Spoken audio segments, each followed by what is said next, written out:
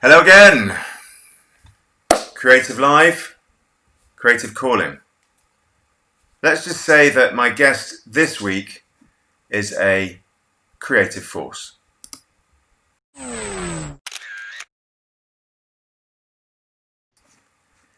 Chase Jarvis. Chase is an award-winning artist. Oh, hang on, we've got an issue there. Minor issue. So let's start again. Chase Jarvis. He's joining me this week. Chase is an award-winning artist, entrepreneur, and one of the most influential photographers from the last 20 years. His expansive work ranges across shooting advertising campaigns for companies along the lines of Nike, Apple, and Red Bull, to working with athletes such as Serena Williams and Tony Hawk, and to collaborating with renowned icons like Lady Gaga and Richard Branson. Having spent his formative years as a skateboarder, his story is definitely fascinating. Passing on an opportunity to play soccer professionally, he found his way into photography and soon established himself as a leader in his chosen field of action sports photography. Pursuing this passion for a number of years, Chase then decided he wanted to do more and give back to the creative community that helped him so much. With that, he and Craig Swanson founded Creative Live, the world's largest online education platform for the creative community. In addition to being Creative Live's now CEO, he continues to inspire millions of creatives the world over with his podcasts, live shows, in-person appearances at conferences, and most recently with the launch of his book, Creative Calling. He still shoots when he can and lives in Seattle in the US.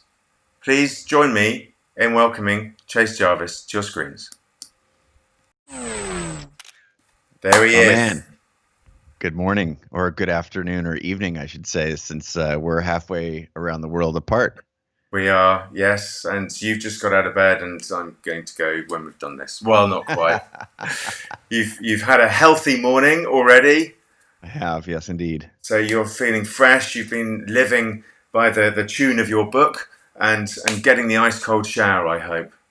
Yep, I have a cold plunge that's right outside the window there.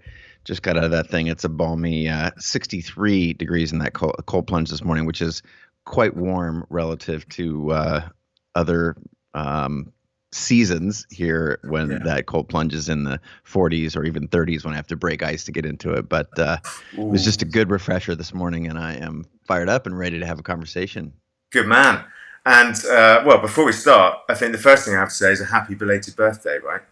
Oh, indeed. Yes. Last Saturday, the 18th is my birthday. And it was an unusual one, obviously, with the times that we are in now. But I found a way to get outside with some friends and celebrate safely on a smaller scale than normal. But it was a nice twist. I'm not complaining.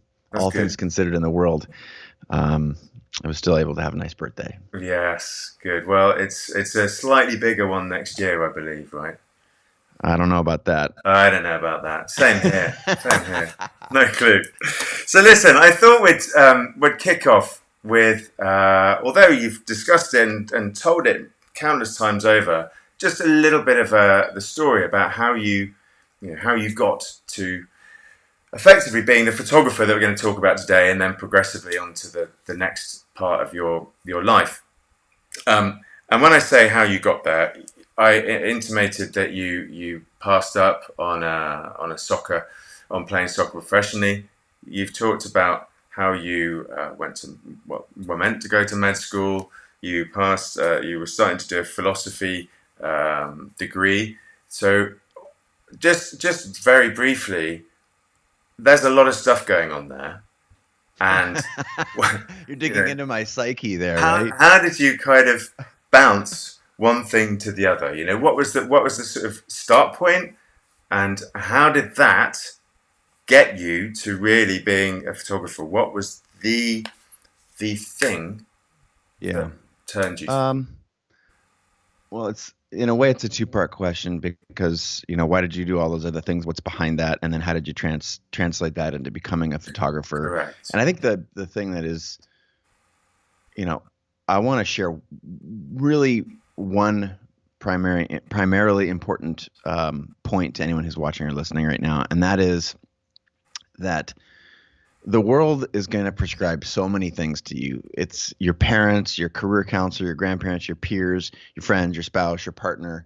They all want stuff for you. They want you to obviously be happy, but there are also all kinds of other prescriptions out there about what you should be and do and become with this one precious life. And part of that is inspiring. It's also in part confusing, because while these people love you, they also have the imprint in their brain of what you should do. And it's not then a surprise that we spend so much of, especially our early life or our early career, chasing those things that everybody else wants for us. And that was, I don't want to put myself in a victim role, but I was like, we're social animals, we're humans, we're wired to try and get along and connect with others. And in doing that, we often end up serving the agendas of our parents and peers and these, I'll just call it culture at large, which on the surface prescribes what we know as, quote, success. And the reality is that's often very different than what is true for us or what is true in our heart and what we want to do and be and become. And what's tricky is these people, we love them, they care for us and we care for them. But when it comes to pursuing the things that we're supposed to be doing in life, other people cannot answer that for us. And, you charted a course of my life where I was, pursuing a PhD in philosophy, where I bailed on medical school, dropped out of that, path in professional soccer. And I did all those things largely in service of the things that everybody else was telling me I ought to do with my life. And when I ultimately realized that what I wanted to do was to become a photographer, it certainly struck all of those people in my life as something that was out of left field and unusual. But, that is, I think, part of the challenge that we face as humans. And it's really important for me to qualify this. Like, to be crystal clear, there are people who do not have access to clean drinking water. So, to prioritize what our dream life could be relative to having access to food and basic humanity, if you will. As soon as you get on the other side of those really real hurdles, but if you're able to listen and watch this broadcast, I'm going to assume that you have some, foundation of those met. Otherwise, you probably wouldn't be tuning in. So if you are, it's a very real thing that to manage the expectations that everyone else has for you. So in doing so, I had to disappoint a lot of the people who were closest to me to pursue photography, which I really got interested in that as an athlete. I mentioned, or you mentioned rather, in my bio, I grew up playing all kinds of different sports: skateboarding, BMX, soccer, football, and my father was a hobbyist photographer. And so he took a lot of pictures of me. And I remember looking at these photographs, and it was not because these photographs were of me and my friends so much as I recognized that these were moments, these were stories in every one of these photographs, and these moments would never happen again. And there was an entire narrative captured in a still image. And I was so inspired and curious and fascinated by this, what I have come to understand is a universal language, a language of photography. And so secretly, I was very passionate about these pictures that my dad and my grandfather were taking of me. And then right before my college graduation, as in the week before, my grandfather, who was also an avid hobbyist photographer, he died of a heart attack out of the blue, completely dropped dead on the garage floor in his house. And obviously that was horrible. Yeah. And yet the silver lining was that I was given his cameras. And my curiosity about photography, my passion for being, in front of the lens, then sort of took on a new role. Like, what would it be like to be able to create those images? And so I started experimenting. And, fast forward, because you asked for a short version of the first, 25 years of my life. I know. I'm condensed it. I started pursuing my passion around creativity and photography, largely flying in the face of, again, what everyone else in my world was prescribing for me as what would make me happiest, as if I was a professional athlete or a doctor or a lawyer or a PhD or, something that was, quote, respected and in culture. And I started not understanding what that meant. And fortunately, despite having to be also crystal clear, being white, male, born in the United States, still lower, I was lower middle class social economically, but despite having, this is the part that really also racks my brain, is despite having arguably every advantage in life's terms on those grounds, to still have it be so hard to break through all of the noise of what culture wants from you in order to find that true calling. So, that is a not so short, but also not direct path to becoming what it is that I wanted to do, which is, again, that's the message, is that if you're confused right now or you're pursuing something that's not quite fitting the bill, that's normal. But your job from here on out, and where I started understanding my true calling in life, was to understand what my role in life was, what things that I wanted to do, be, or become. And if you're listening right now or you're watching and you haven't locked in on that, be ready if you do, because it is the ride of a lifetime. And that is what I've spent the last, I would say, chapter of my professional career trying to help other people connect with that, because once you lock onto that, it's the best stuff in life. Yeah, absolutely. I mean, it's interesting, how you became, after trying so many things out. You're right, you had so many opportunities, but trying to find that right thing, actually what works, what gives you that buzz, what drives you, is so immensely difficult. And it seems effectively like kind of those cameras from your grandfather with that click point. Yeah. That was, this is my opportunity. I can go and try and pursue this. And it's also slightly you can only connect the validated. dots looking backwards too. I didn't know this when I was going through that, right? No. There was not like this light bulb moment. Everything is sort of murky and unclear.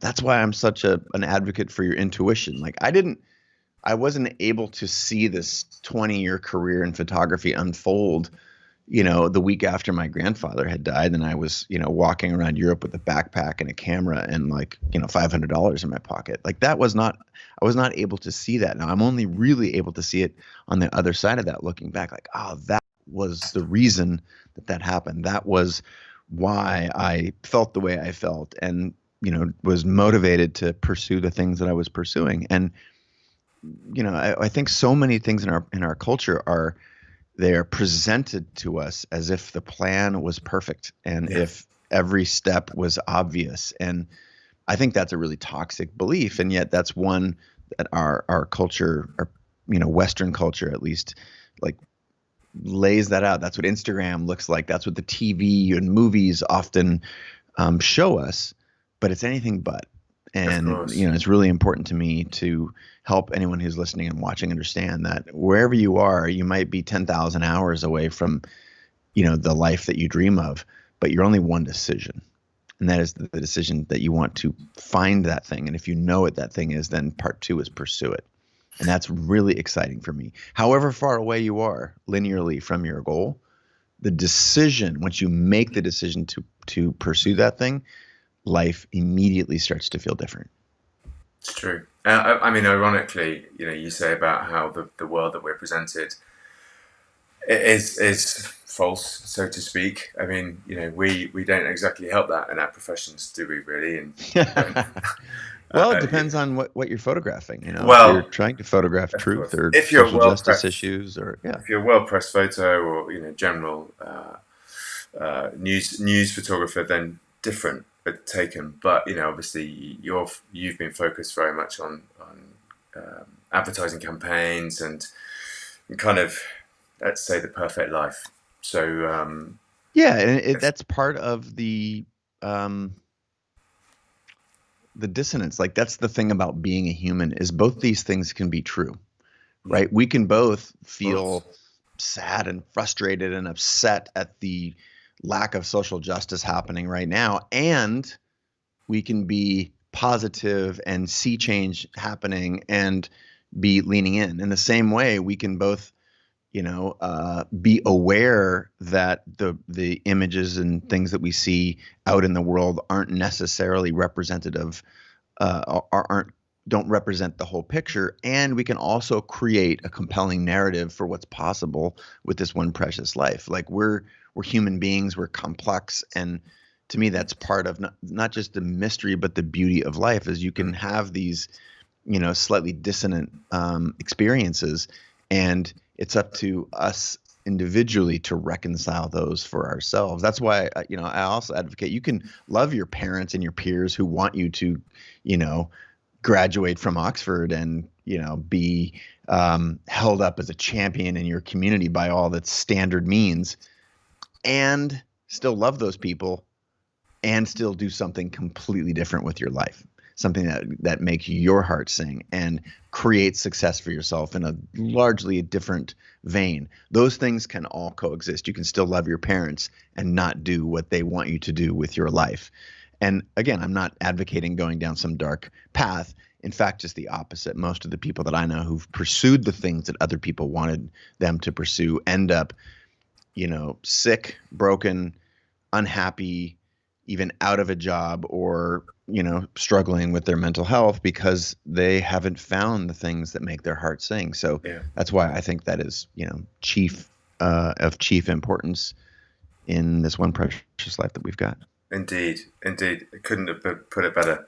And I think that speaks volumes really when you look at your imagery and all the work that you put into the photos that you took to get you to that place. Once you realised that your grandfather's cameras were they were the thing, then you moved into lighting and you started to believe in yourself. That's the other side of it. You need to believe in yourself, and you clearly did that. You went there straight from the beginning. Right, I'm gonna make this happen, and you started creating a look, really, a very serious look for your type of photography.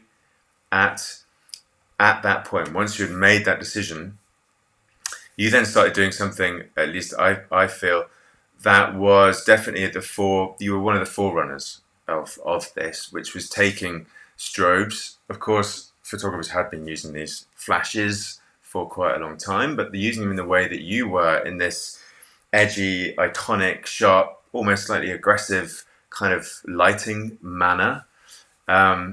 This is what you then started to kind of develop and turn into the chase look, if I can say that.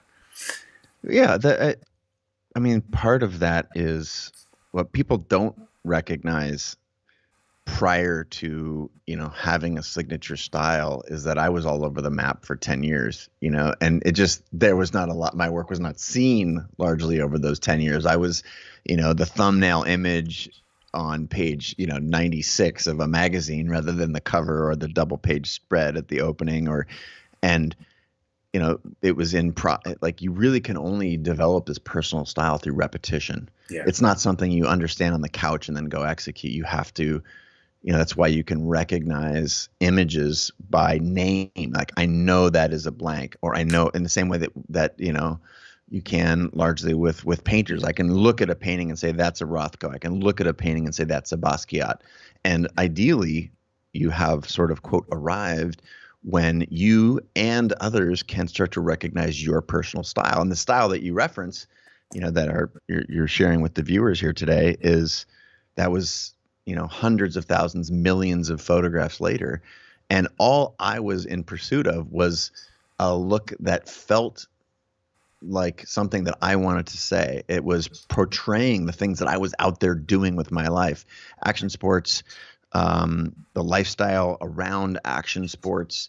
And it was this blending of the stuff that I had seen in the magazines, but no one was really using strobes early on. And so the combination of action sports with strobes, and they ultimately were very utilitarian for me because, some of the areas I wanted to photograph were at night or in low light or parking garages, and so it was basically out of utility that I put these two things, arguably the strobes and whatnot that were popular with fashion photography and action sports, which, Yeah.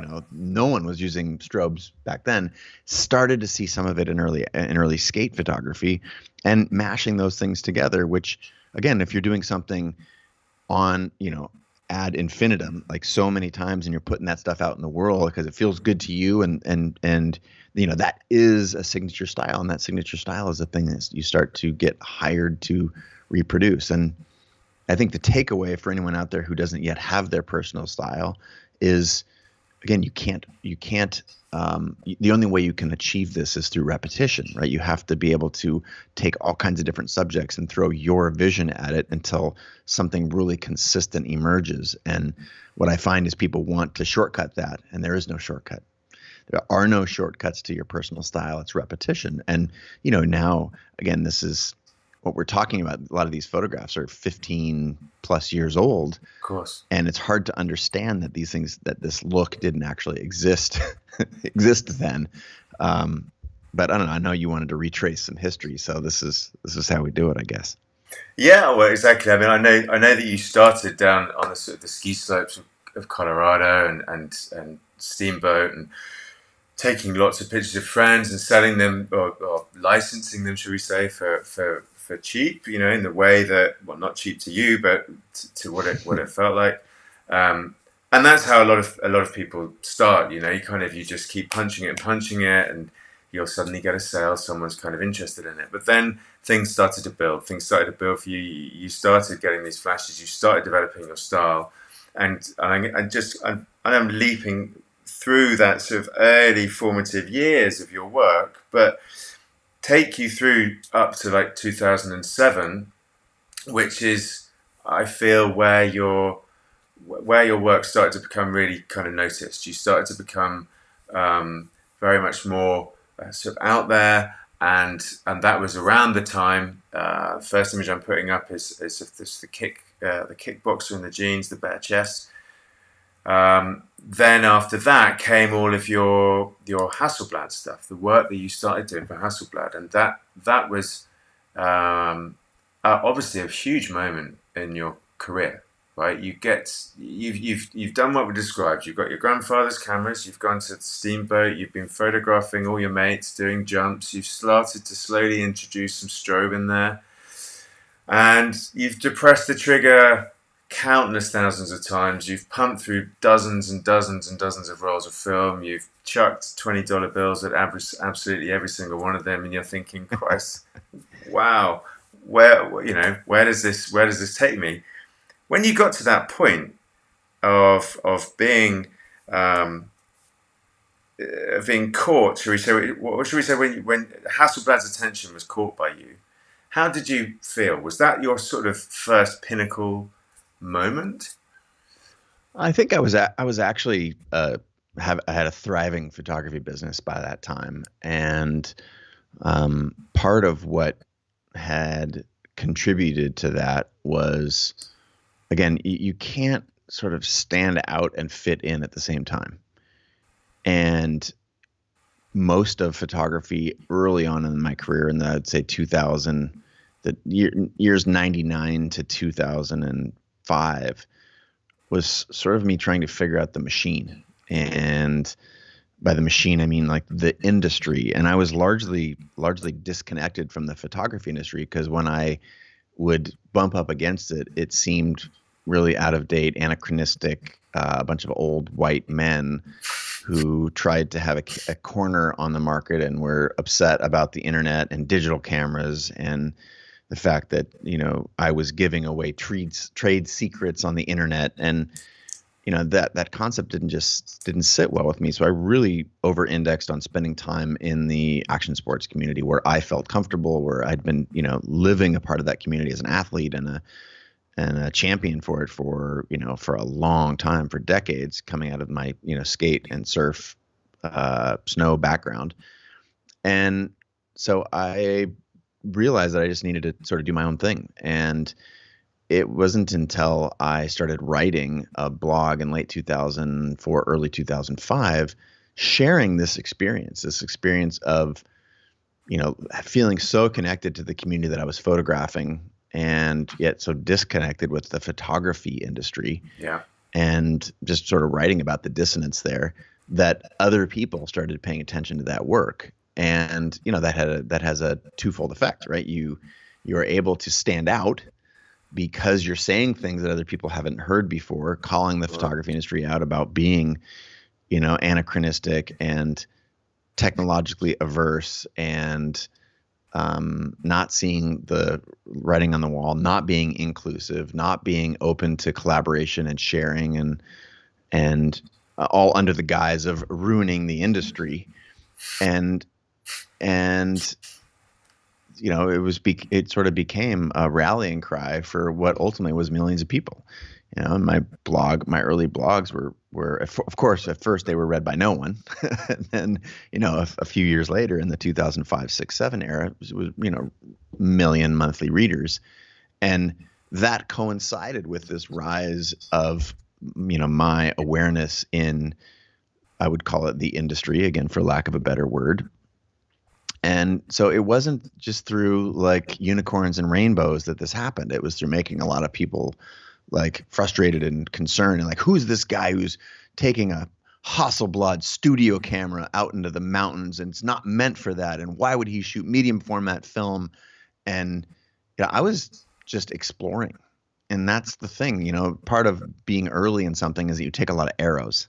I think there's probably a eloquent saying somewhere in there that I'm referencing. But the person who goes first takes a lot of arrows, and the willingness as a creator to take some arrows from others in the name of pursuing your art, like that ultimately conditioned me to trust my intuition over time, and to learn to, again, especially early internet, to like park the haters Yeah. and pursue the thing that I was listening to. This is inner gut about my exploration. And so it was not just the maturation of me as a photographer and my images getting more sophisticated, but that was coupled with a lot of experimentation and sharing all of this process online, which was it's very hard to understand how foreign this was as a concept in 2005, to be writing, sharing your settings on the internet, and having like literally getting attacked by like the professional organizations for sharing trade secrets, which to me was just baffling. So I mean, fast forward to your specific question of like getting recognized by Hasselblad, like this, I think this section of this, of your talk that you're referencing here was, or our talk and your image sharing is, these are images that I was making before, like,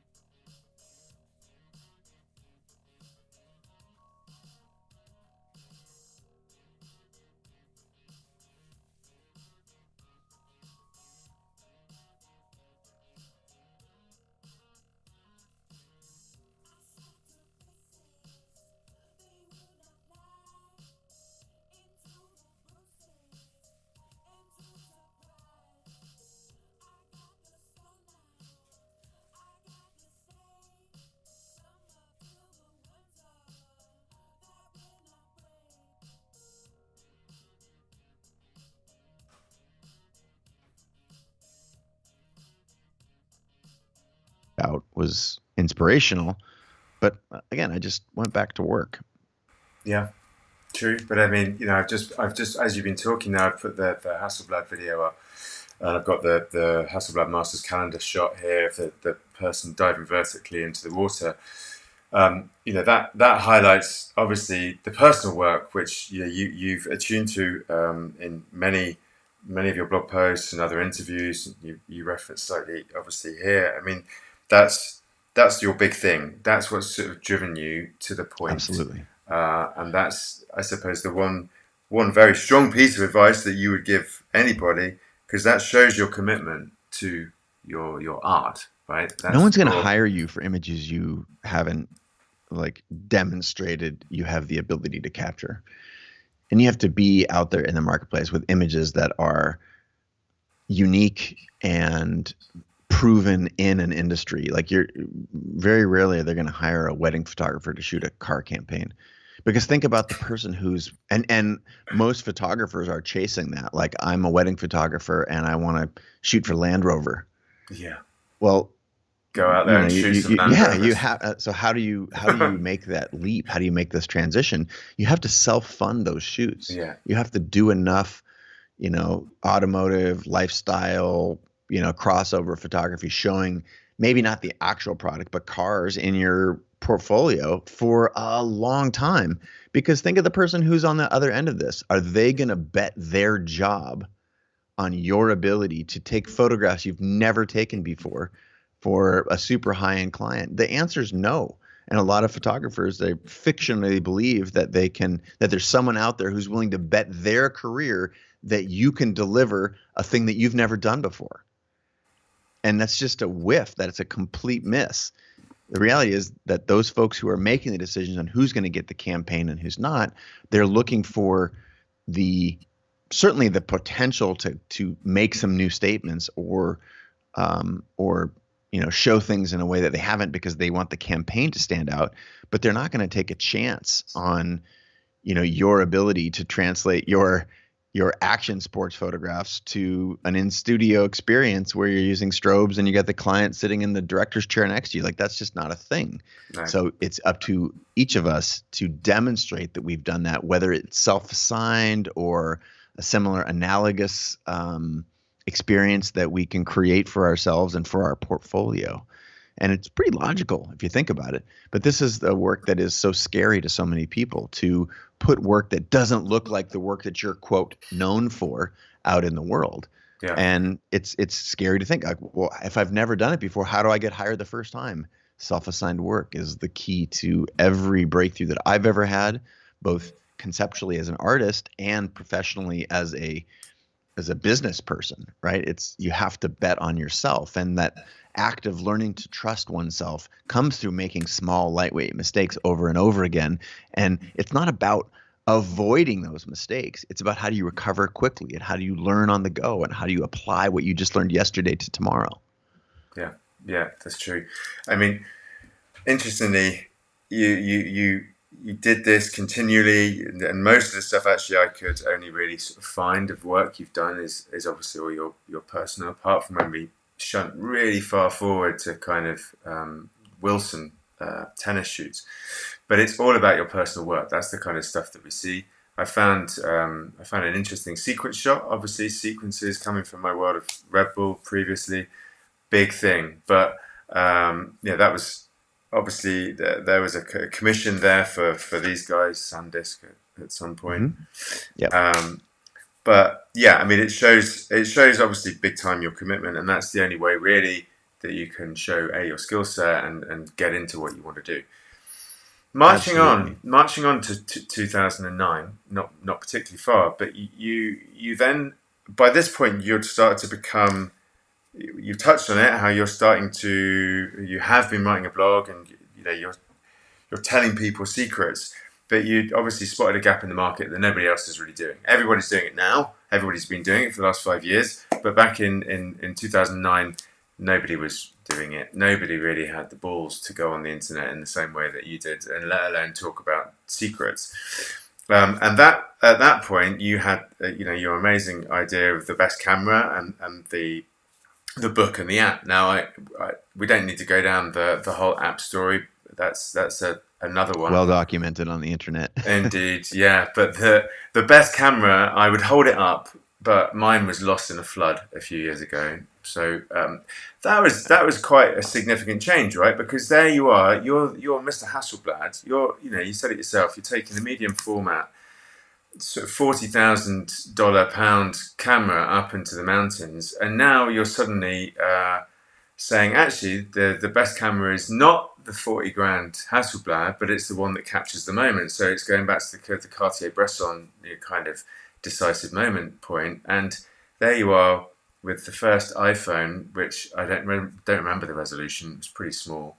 Yeah, it was like 0.3 megapixels, I think. Do you think No, that was the Palm Trio, which I started photographing with the Razor and the Palm Trio, and then the first iPhone I think was just under 2 megapixels. Yeah, okay. So we're not going to get far with those pictures, but they are. But let me share. I think you've sort of zeroed in on an interesting point. What I was doing is sharing in real time my personal explorations, my journey toward understanding what I valued in photography. And Yeah. again, we're talking about this Hasselblad thing like it was the thing that launched my career. And I want to make crystal clear that I had a thriving 7-figure photography business prior to that.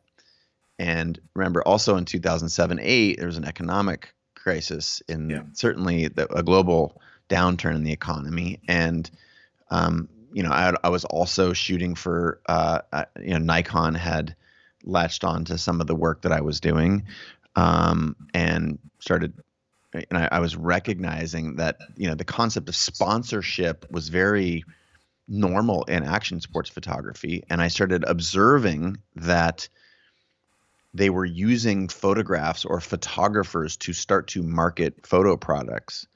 And I'm like, wait a minute, what, like this? And so I would inquire.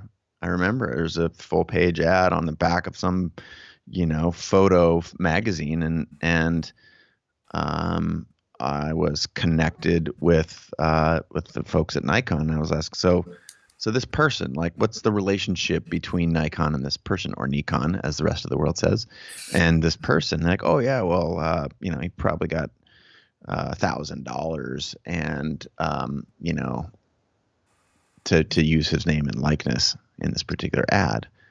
And I'm like, all right, this is completely wrong. And especially, again, I had millions of readers in my blog, and ultimately was understanding that this shift in sort of media, not just from print to online, but from, companies to individuals and their ability to impact sales and to be a trusted source for their industries, or for their community rather.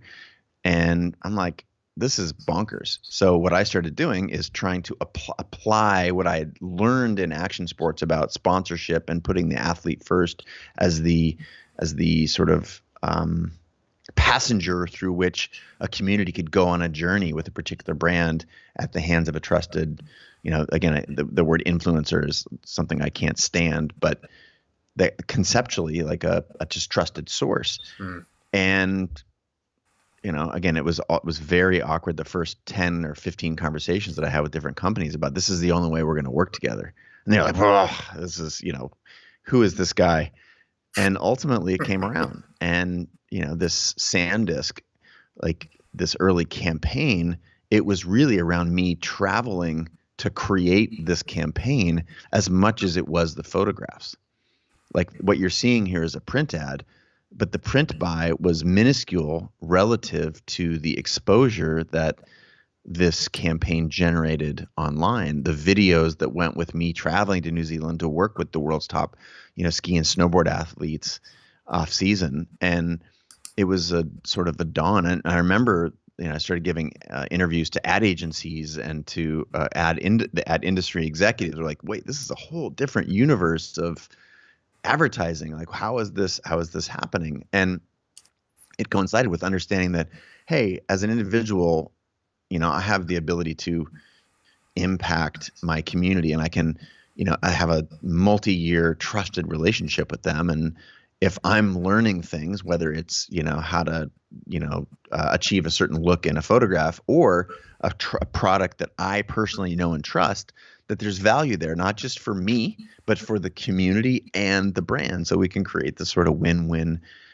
economy. And, at that time, I just started demanding that, if I'm going to support your product really publicly, I'm willing to do it without a relationship because I trust the product. But if you want to use me or my name or my likeness, you have to pay for that, because we have this community that I am sort of representative of, in service of, if you will, has a lot of buying power. And so it was really fun and early to flip the script on some of that stuff and to start to get paid, not just for the images, the license of the images, but for using my name and likeness, and started commanding real, 6+ figure relationships with some of these companies. And I remember how early it was. It was very awkward for so many of these camera manufacturers. And, again, now this is the concept of being sponsored by a particular X or Y brand. Again, that did not exist in the photo industry at the time that you're talking about now. And so that's something I'm proud of, is creating opportunities for photographers in a world where, we would historically have been exploited by these companies. Yeah, true. I mean, you turned the traditional idea of rights licensing really on its head, didn't you? Kind of, it was less about the picture. I think it's more about expanding the opportunity. It's like, we didn't need to further divide an already small pie for photographers. We needed to make a much bigger pie. We needed to make it so, and this underpins all of my work. That was the concept of, the best camera is the one that's with you. I started exploring very publicly, pursuing what it's like to take pictures with a 2-megapixel camera when I have hundreds of thousands of dollars of photo equipment in my studio. And this is when everyone's talking about what cameras you have to make a picture, I'm like, doesn't matter at all. Watch, here's me with a 0.2 megapixel camera, and I can capture an interesting thing, because this camera that I'm carrying with me now is always here, right? My 40,000-pound Hasselblad is locked in a cage in my studio. And yet here I am taking a picture of my morning coffee. And it sounds so trite now, because, the image is virtually ubiquitous. But again, it wasn't then. And to me, it's something that helped unlock that, wait a minute, there's a creator in every single person. And to be able to unleash that was certainly a life dream, and helping people understand that mobile photography did make creators of us all, and was a great expression, an early expression of that. That's certainly something I'm proud of. Yeah, iPhoneography, was this term 10 years ago, which sort of was quite weird. And you think about it now, you said you used a Palm, you said you used a Razor. I had some dreadful Sony thing that didn't, not dreadful because it was Sony, but the pictures it took were pretty appalling. And, I remember looking at this whole phase, this whole sort of trend that was starting to build. And, you had this book, you created the app, and you started to really kind of take the zeitgeist, really. You kind of led it. You kind of made people realize the possibility. And you could argue that was a kickoff for the whole smartphone world, because, that was when phones were advertised because they were a phone, as opposed to phones advertised because they've got a really amazing camera, which is basically the story now. Which is funny. And the same is true with like Hasselblad. Again, using things in the way that they weren't originally intended, but in a way that served me as a creator. Yes. That only comes from listening to what's true for us. Yeah. And again, if you're thinking about developing a muscle, where we're conditioned to develop a muscle that pleases everybody else in our life, our parents and our systems of authority and whatnot. And what I was able to learn through a bunch of black eyes and kicks in the shins was that, no, the person that you need to trust is yourself. And by taking, I'm just repeating the same pattern, right? If you look at taking a Hasselblad out into the world and shooting action sports with it, and being ridiculed for who's this jackass who's taking a fashion camera to the summit of mountain peaks, or helicopter skiing, or this area where it wasn't supposed to be, and making good pictures and having those pictures be of a new quality that could be used in a way that they hadn't been historically, and especially early digital, the same was true. And then this is just a repeat when I realized that, actually all that gear doesn't matter. It's the vision, the eye of the photographer. And here I can do it with the same thing that I'm doing with the 40,000-pound camera with a 200-pound camera, and not 200 pounds in the United States. Like, it's heavy, but, and where did that come from? That just came from trusting myself, trusting that, that the first book of pictures with a mobile camera, which is what the best camera is, the one that's with you, that and a photo app that was the first social network for photographs, that was something that people cared about. And I only knew that I cared deeply about it. I had a hunch that other people would, because that it was going to unlock a bunch of new things. But again, goes back to learning to trust yourself and being willing to take arrows, because if you're doing anything that pleases everyone, you're probably doing nothing important, because you're just doing, naturally we want to fit in as social animals, but it's not really what serves you as a creative, heartfelt, earnest, complicated person. So, you're still punching out these amazing shoots, right? After the best camera, you're still becoming, or still rather being the amazing photographer that you are. And I'm going to put some shots up. There's some projects of Deserted, of Moby. Yep. But around this time, you had another flick in your mind, and I alluded to it at the beginning. You had a twist about trying to help, or rather, should I say, give back to those people that helped you out earlier. So, you're in a studio, you're shooting Moby, right? You've got this amazing shot of him. I love Moby. I went to see him years ago. Amazing guy in like 1994. So I have amazing respect for him. This is a beautiful shot. It's very different to everything else that we've talked about, right? This is classic, medium format studio. There he is. But we're starting to see this. Obviously, we clicked to Deserted, and I'll fire through those as well. But at this point, Creative Live kicks off. You have this amazing idea that you want to give that back. What was it for you at that time that was the switch? Was there a specific moment in time that you recollect? There are a handful of moments that I feel like have underpinned a lot of these pivots for me personally and professionally. And we're sort of commingling a couple different personal narratives here, which is just fine and understandable. But to separate them a little bit, I was on an advertising job for Nike up in Alaska, shooting some of the best ski and snowboard athletes in the world, and I was caught in an avalanche. And it's well chronicled in my book Creative Calling, so I won't go too deep into it. But the short version of that is, by virtually every measure, I should be dead.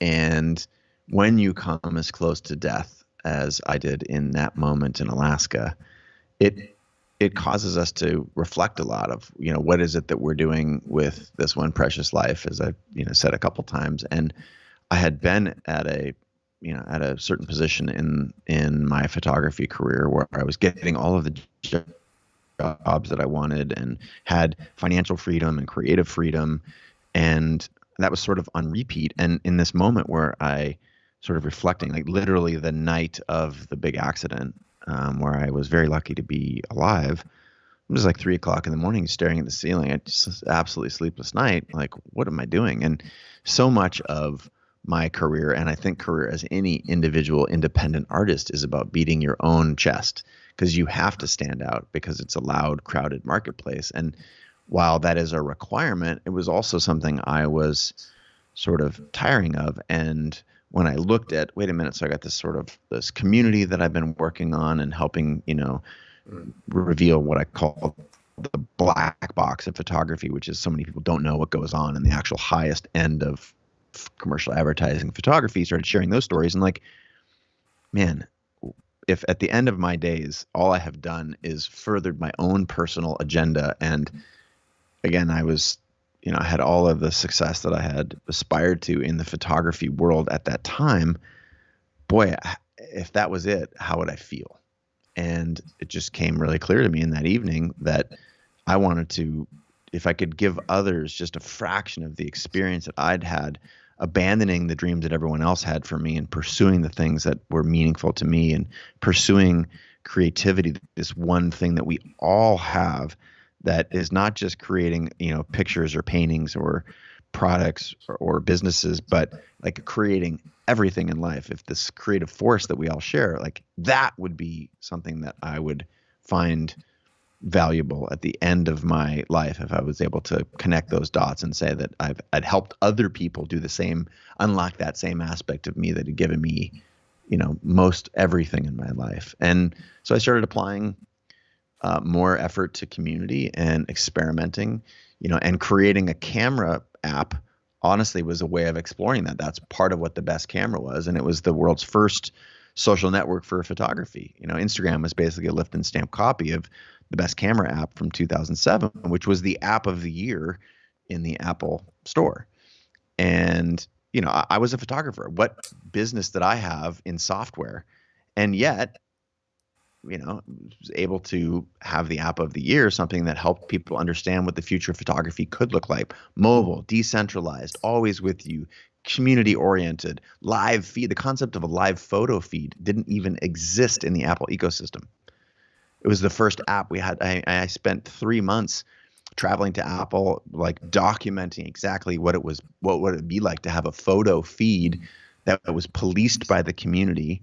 And this was, again, we're saying this in 2020, and it sounds like, I'm crazy because it's so obvious now, but those things didn't exist. So it was the combination of all of those things, my desire to experiment with expanding my horizons, and I saw a glimpse of the power of community's ability to accelerate creativity with the best camera. And I wanted to now, great, how could we sort of more formalize this sharing of knowledge that I'd been doing for several years in a learning platform? Because I believed that so much of learning was going to be moving online. And in 2009, again, it's obvious now, but in 2009 it was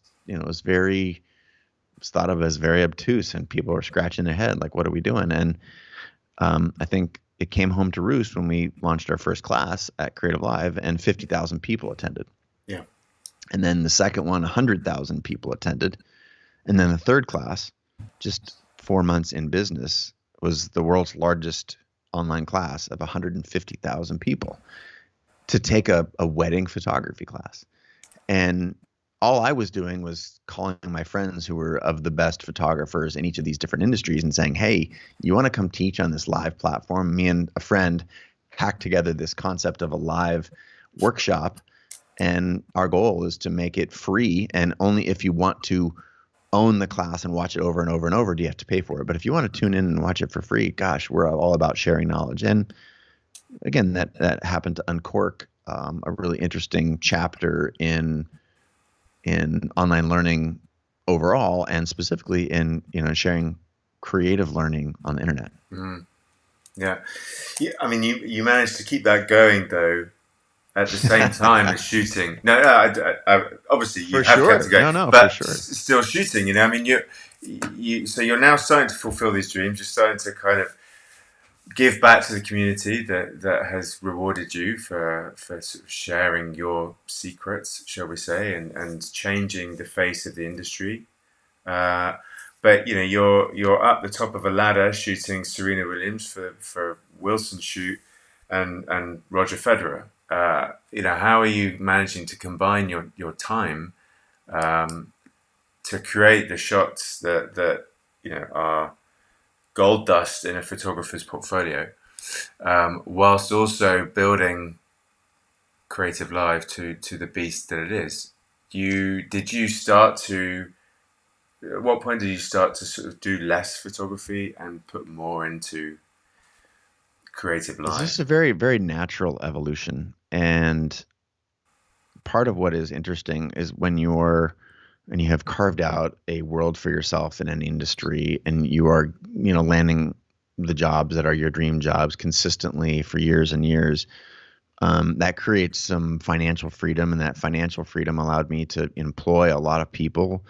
My desire was not to have one other nicer car or another house or whatever. I wanted to invest back into, you know, unlocking some of these creative treasures for other people, and employing others and helping tell stories about what it was like to be able to pursue your dream.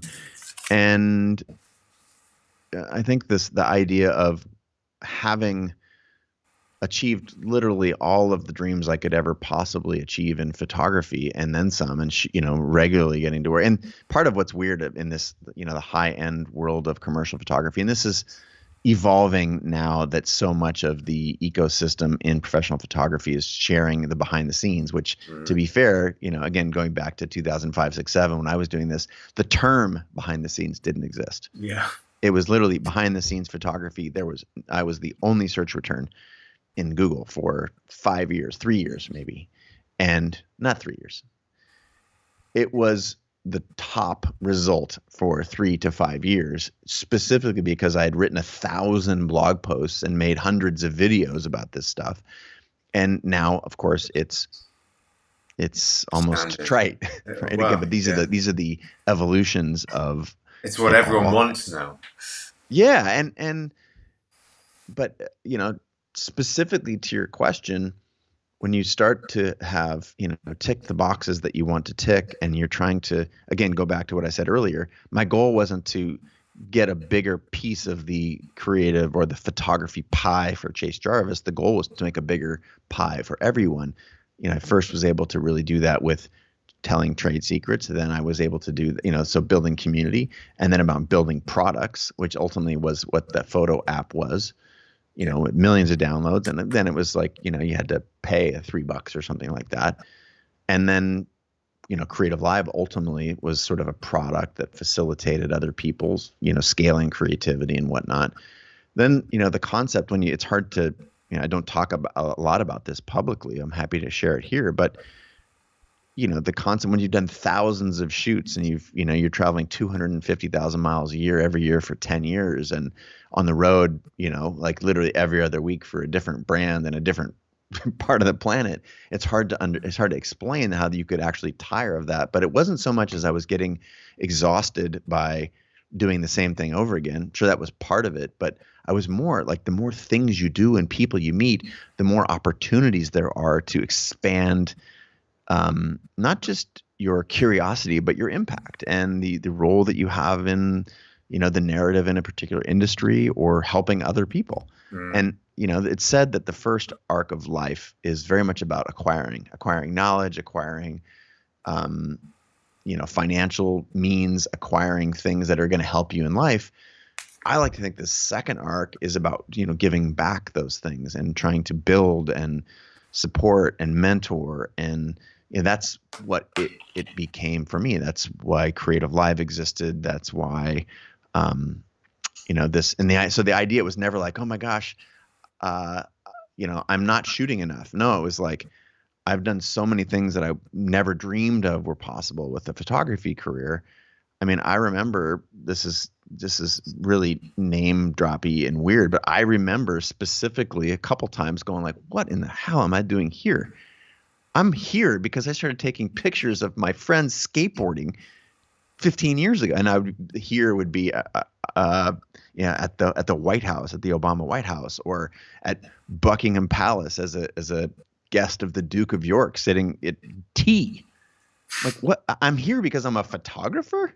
This is bonkers to me. And, if you can step away from the identity of being a photographer and start thinking about being a human, my ambitions around just taking another picture for another campaign just shifted.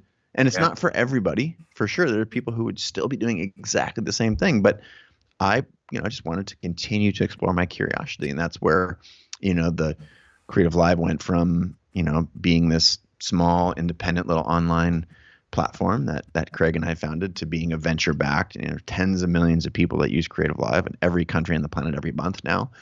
And like, we snap our fingers and it's easy to look back on that and talk about it as easy. It was super hard and full of pitfalls and things that, I couldn't see at the time. And all those experiences now are so joyful for me. They've come full circle. That's what you saw with Creative Calling is my, I'd done a bunch of photo books before, but never had I written about creativity. That was an amazing challenge. And, to have it, the bestseller lists and all that was exciting, but that's just another chapter and another, you're seeing real-time experiments and not all of them work, but people don't talk about the ones that don't work because everyone's got their own shit going on, right? Everyone's absolutely. We're so focused on our own lives and naturally so.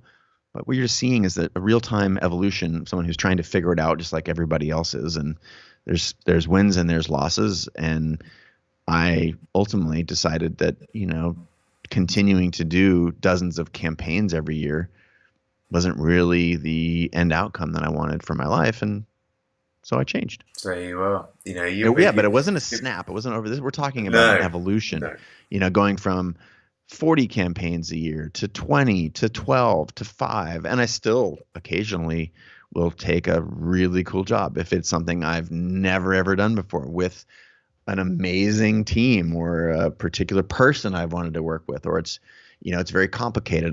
I will be directing the television commercial, shooting the ad campaign, maybe even appearing in the ad campaign. Like those things are interesting to me because they're largely experimental. But I just look at my lane right now as continuing to experiment, to be in service of the creative community, be an advocate for the creative community, and continuing to play and experiment. Continue to use your voice. I think that's absolutely. You said, you just referenced that you were a photographer. You're a photographer going to Washington or Buckingham Palace. Well, actually, no, you weren't just a photographer. You were a photographer who had a voice, who was open, who was talking to people in a way that nobody else was really doing, to be fair. And that's what kind of got you there, your openness to others. And through that path, you learned what you learned, and that resulted effectively in this book, and Creative Live and the best camera. That's your path. That you've left a perfect paper trail. Be that a digital just so or everybody print knows, photograph. though, you can only really connect those dots looking backwards. There's not one point where I had this master plan. No, of course not. I mean, that's what we've figuring out for myself and applying what I had learned to my own life. With all the risks and worries, the same worries that anyone who's listening and watching right now. So where's my next meal going to come from? How am I going to pay rent? All those things were very real for me. And managing to figure that out a little bit, learning to trust myself a little bit more, and in realizing that, okay, great, I can help others make that same transition. And then trust in a product. First of all, doing the thing, being the artist, doing the verb so I can claim the noun. Then making products around photography and community, then, and now sort of writing about that, the story behind creativity with a capital C, not just creativity with a small c, so that's the book. And you start to be able to see this arc, and it only makes sense, again, stepping back as we are right now, looking back over, a 20-year arc. And I don't want everyone who's listening or watching to think that I've got it figured out, or that anybody, that they're heroes, that they're inspirators, they're mentors, they have it all figured out. We got one narrow piece of our life figured out, and we're also on a journey together as a community, and we need one another. We have to have people to rely on. This idea of the solo artist is a myth. Right? You can't actually make a living or a life doing what you love unless you have a community of people who are willing to buy it. So buy your art or support you in a financial sense or a cultural or community sense. These are all requirements that we often lose sight of, and just remember that nobody's got it all figured out. Absolutely. I mean, look, let's face it. If you'd come on here an hour ago and said, "Yeah, I knew that I was going to do the book, The Best Camera, and I was going to set up this tech company, and then I was going to write this book about how to become the best person that you are creatively," well, we wouldn't have had a very interesting conversation, would we? Really? You know what I mean? And It's I would true. also have been enormously impressed because that would be an incredible amount of foresight that I don't think anybody has ever had. And you know, it does come with hard work. It does come with creative thought, and that's exactly what you've sort of outlined over this time, and you do in your book, and across all the other sort of posts. You know, your history is exactly that. You were a photographer, but now you're way more than that, and you've got so much more to offer. So, you know, I think we all are more than whatever the single word label that we often carry around is. God And damn it, I love your that. ability to express that, your right, your freedom to express that is something that I'm a huge advocate of. And to be fair, I also advocate mastering something and focusing on a thing because it's in mastering anything, cooking, photography, building businesses, whatever, building a family. In mastering anything, you learn so much about what it means to master more than one thing, about what mastery looks like, feels like. And it's to me, it's addictive. It's exciting to be able to step into a different industry and try and figure it out and navigate the ups and downs that we all go through. So, just I want everyone at home to keep that grain of salt alive in their mind that you have something special to offer this world. And we're sold a map. We're sold that if you start here and you do these things, then you're going to get here. And the reality is that is complete fiction. Yeah, What you really ought to be looking for is the compass inside you that just tells you to go a certain direction. And learning to trust that voice is among life's most precious skills. indeed. So look, we've gone over to like 1 hour five, unbelievably. But what I did want to do, you know, we alluded to. There's 1,000 questions and 1,000 things I could talk to you about, Chase. But you know, we can do some of that off camera. We can have a second show. But we alluded to at the beginning, right? We've just gone through the other big C in our lives right now. This super weird time for everybody. Um, COVID, coronavirus, whatever you want to call it. What I think the last thing I'd like to run past you before we sort of say adieu and finish our transmission today is what have you seen in all of your kind of exploits in the last few months, the conversations that you've had with different people that you've been carrying on. I've seen a few of them myself. What do you think is going to change? What do you think is going to change for the world? What is going to change for you? I mean, you know, creative live, learning at home. I would say this is a huge thing that's clearly going to change. You know, there's Yeah. Yeah. plenty of people working from home now, but I'm going to let you answer that question. What do you think is the one main thing that COVID is going to change? Well, I'm going to throw it under an umbrella, and I'm going to call it the thing that has to change and is changing. We're witnessing it, and that's why there's so much discomfort right now, is our system of attitudes and beliefs. And that is it's a big word, but if you think about like so many things are going to change, and I'll just list a handful here. One, you know, you talked about the world moving online and how we learn and the trust that we no longer only have in brick buildings covered with ivy on a hill where you have to pay $50,000 to get in the door. Like education's forever transformed. Social justice, the fact that we are in a pandemic and are able to focus more on an issue because we're not having to show up at a specific time and place to get income at this particular moment in time allows us to focus on something Mm. that has been systematically problematic for hundreds of years. The fact that that we are no longer going to get on a plane and fly across the country of the world for a 60-minute meeting that has all kinds of impact on the economy, the Quality of ecology of the life. world. Like there's so many things. The concept of personal space, the concept of being able to start a business, all of these things are in the process of being radically transformed, and it has to reshape how we think. So the one thing that's going to change is we have a new lens on so many different industries now, and it requires that you use your brain. Like, what is the thing that we can take from this time? What are a handful of things, a suite of things? In any place you look, what's different?